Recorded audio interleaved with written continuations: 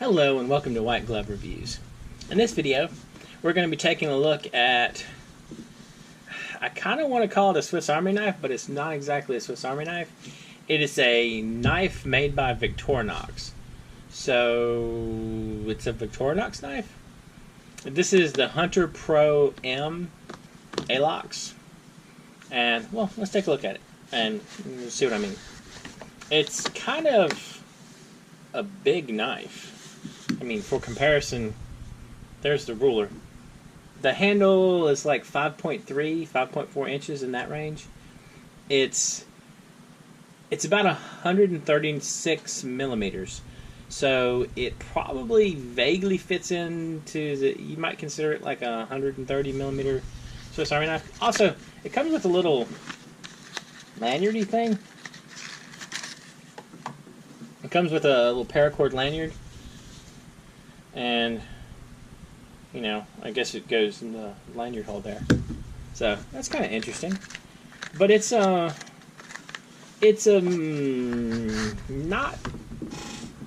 really what you would expect from a Swiss Army knife. This is more of a, well, I mean, it is a large fixed blade pocket knife. And, I mean, it's a serious knife. It has the Alox scales, similar to like you'd get on like a Cadet or a Pioneer, those kind of knives. It has a lock blade. It's a lock blade. It's really it's a very smooth knife. The size is a little tiny bit bigger than I would prefer. Let me zoom out a little bit so you can see a little better, and so I can give myself a little room. Like it has a hole, and it's just like it's not a great size for my hand. Oh, it also has a pocket clip, and I don't think you can move the pocket clip at all. No, it's pretty much built in. For comparison, I grabbed a couple of other knives to look at. This is a Spyderco Manix 2, a Spyderco Tenacious, and the fairly classic Benchmade Griptilian. And so, as you can see, at least for me, these three knives feel about right, with these two feeling the absolute best size-wise. This one is just, it's a little tiny bit too long for my taste, because it's just like, it puts me in an awkward position to flip it open. Where with the other ones, like the Manix is almost too big for me, but it's, you know, it's the tiny size difference there really helps. Oh, this is it's not a super heavy knife. I mean, it's not light. It's about 6.5 ounces or 186-ish grams, in that range, and it's got a 3.7 inch blade, so if blade length is an issue for you locally, that is something to be aware of. But I've noticed this a lot with some of the, it's especially obvious with the single blade knives like this. You have to, at least for me, I have to get a knife that's the right size for my hand. And this one, although I like the knife, I mean, it's a neat knife, it just feels, a bit, it's just like maybe that much too long. And the other thing, and this is just a Victorinox thing, but none of this stuff is on this knife is adjustable. Look, if you look here at the Spyderco knife, there's various things you can adjust and move around, like you can change the belt, you can change the pocket clip, and that kind of stuff. And, you know, with the Benchmade, you can adjust the tension here to make it open or close easier, that kind of thing. Price range, with the exception of the Tenacious, these are all pretty close. They're all in the roughly $100 range, in that ballpark.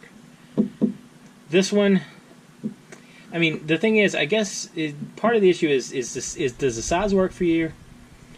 Do you want a lock blade like this, or do you want one of the this is an Axis lock, I think. If I'm wrong, let me know in the comments. I think the Benchmates have the Axis lock.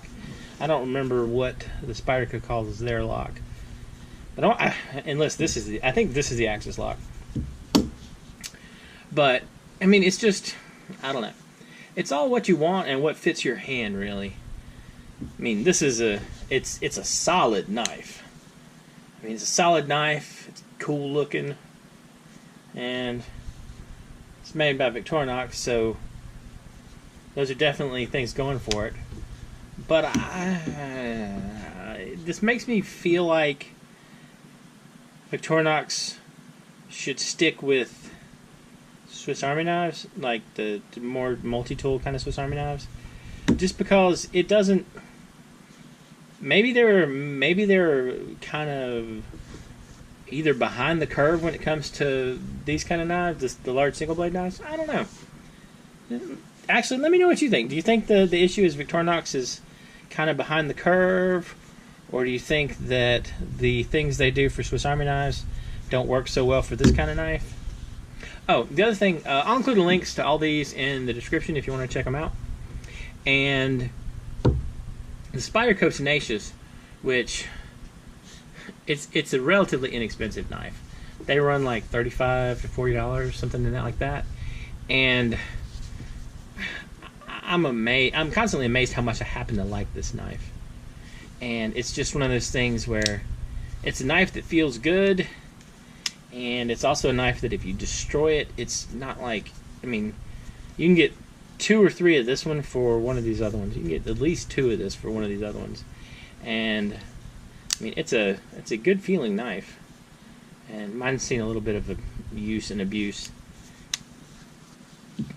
But yeah, it's just, I guess, it seems like it's a good knife, but if I'm going for like a single blade, you know, easy opening kind of knife, I don't think this would be my pick. I think one of the others, these other ones would.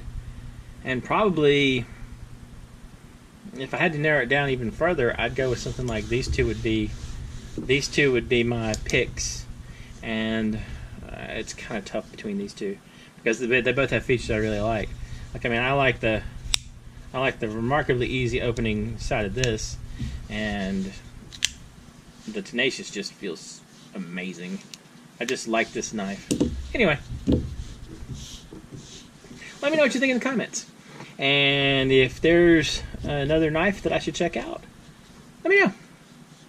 Anyway, if you have enjoyed this video, please like and subscribe. And I hope y'all have an excellent day.